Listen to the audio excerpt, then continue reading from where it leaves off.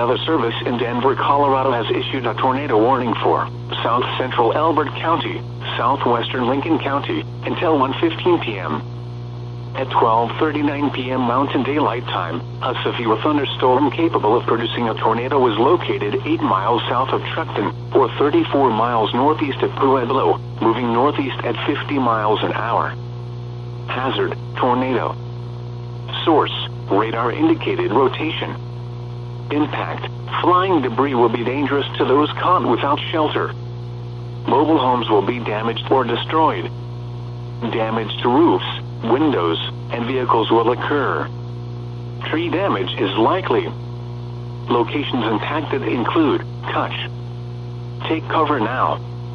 Move to a basement or an interior room on the lowest floor of a sturdy building. Avoid windows. If you are outdoors, in a mobile home, or in a vehicle, move to the closest substantial shelter and protect yourself from flying debris.